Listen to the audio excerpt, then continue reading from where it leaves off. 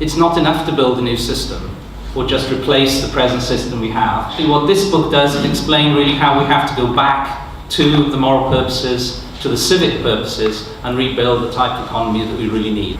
I want to argue that inequality is, if you like, the elephant in the room in this general election. It's rife, it's rising, it's likely to get worse, regardless of who wins this election, and it forms the backdrop to the election campaign, I think. Yet, no party seems able to talk directly about it. It's time, if you like, to ask not what we can do for capitalism, but what capitalism can do for us as citizens of a democratic society.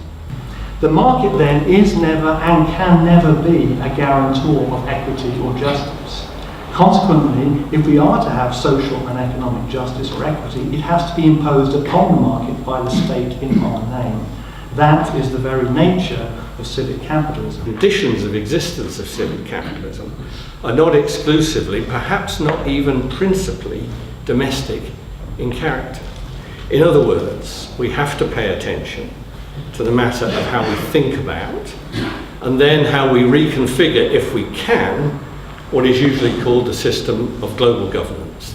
Only within a reformed world order does civic capitalism in Britain, or anywhere else for that matter, have a chance of surviving, let alone prospering. In other words, putting that argument the other way around, if we can't also find a way to work together differently and better as citizens of a global order, then national projects of civic capitalism risk being strangled at birth.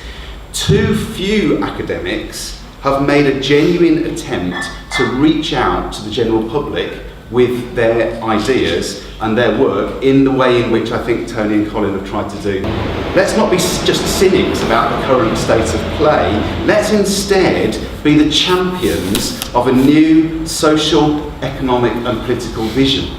I think that's what this book pushes us towards, but we've got to find the language to actually do that. Let's stir up the debate right here in the north of England, so that as the drip, drip, drip of devolution gathers pace, we can once again in the north be ahead in terms of establishing that new political and economic order that I think most of us want to see.